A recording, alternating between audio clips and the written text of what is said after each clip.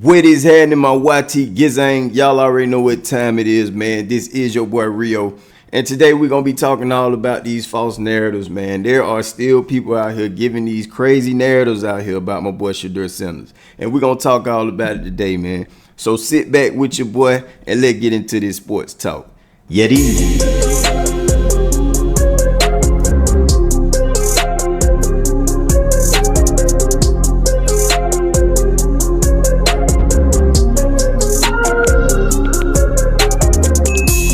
Now, as I mentioned, man, there are still people out here that is giving these crazy narratives about my dog, Shedeur Sanders. And I ain't gonna lie to y'all, man, Becky, she out here again. Somebody please come get Becky, a.k.a. Mary Kay, okay?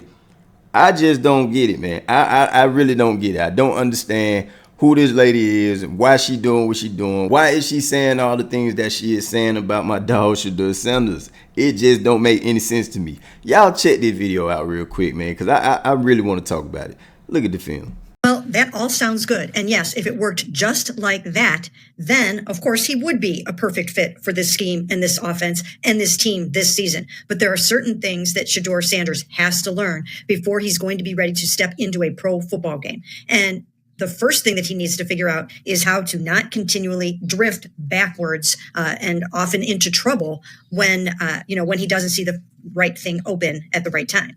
And he took way too many sacks and negative plays in his last two seasons at Colorado, 94 sacks. That was an FBS high. It's way too many sacks. In addition to it hurting your football team, he's got to get this figured out. And that's one of the things that they are working on him now, just recognition and reading things and operating more quickly and getting the ball out faster. So these are all things that he's going to have to work on. And if he can get that down, then he might be more ready to take on some of the other challenges. Now, can somebody, please, somebody please help me understand what she talking about? Can somebody please tell me what is she talking about?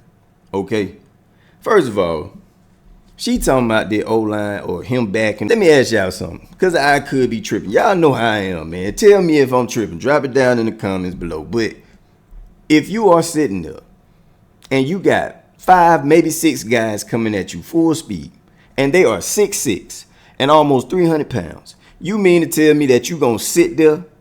Heck no, man, you out your mind if you think I'm finna sit there. Bro, that's exactly why my boy is backing up. How is he gonna sit into a pocket that is collapsing almost every single play? Now, one thing I can say, I understand and I agree with, you know what I'm saying, it became a habit for him. He did start to back out of that pocket and drift backwards almost every time. But how can you blame the man if he is continuously getting sacked? This man had the most sacks. He got sacked the most in college football. So, of course, this man is going to look to back up. Man, let me calm down, man. Because this woman is really raising my blood pressure right now. I promise you she is. But this is my question for her, okay? You saying all the stuff that you saying. Yeah, okay, I hear you. But all the things that you are listing that he has a problem at, isn't that what coaches are getting paid for in the NFL? Shouldn't they be the ones to be able to fix that issue when it comes to Shedeur Sanders? Come on, man. Stop playing with me, bro. Can somebody please order her a one-on-one book when it comes to football, okay? Because clearly I don't know if it's her or her team that she got getting these notes or whatever the case may be, bro, but they are way off. They sound crazy to me. Y'all let me know, man. How y'all feel about that, man? Is this lady out of her mind or what? Okay? I don't understand why she keep putting these crazy narratives out here, man. Now, the crazy thing about this whole situation is that she is not the only person that's out here still giving false narratives or crazy narratives when it comes to my boy Shedeur Sanders, okay?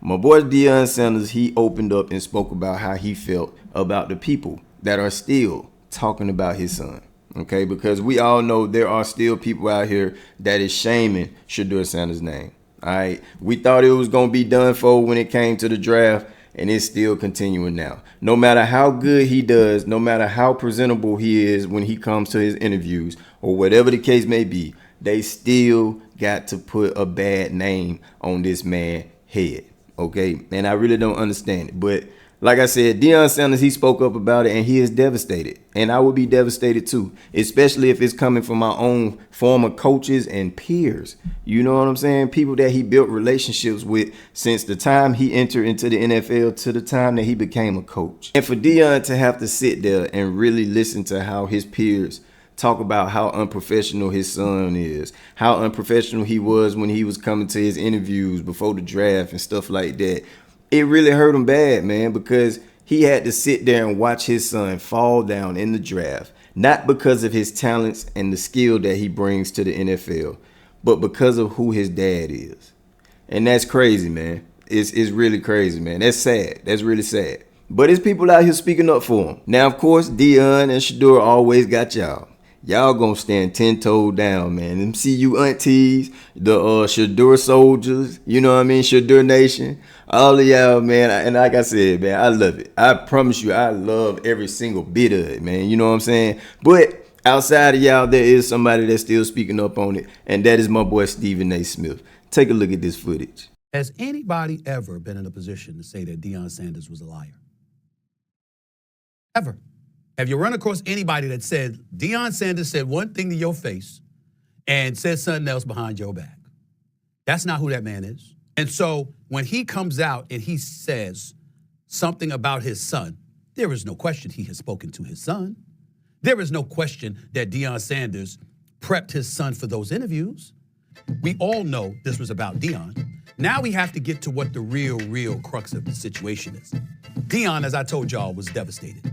When I came on the airwaves and talked about how devastated he was, and Molly knows this, I had not spoken to him at the time. I've spoken to him since because he called me to thank me for being accurate on what I was saying about the level of devastation that he had felt. Because it was a painstakingly thing for him to endure, to watch his son plummet, knowing it wasn't because of his ability.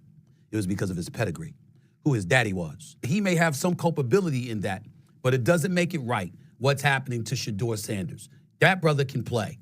And I think he's going to show that he can play on the NFL level. But most importantly than that, he has been a model of professionalism throughout his collegiate career. And for these kind of things to stain him on a personal level, to me, it just shows why so many athletes should be turned off by the process. Why go through interviews and things of that nature if you're not going to tell the truth about me? Yeah, man. Hey, look, like I said, man, it's sad, man. I can't believe they did that to my boy Shedeur Sanders, man, and they still doing it. No matter how good he look out there on the field, no matter how high he rise to the occasion, man, they just still throwing salt on my dog. But like I said, it's all good, man. As long as he got us, we gonna be all right.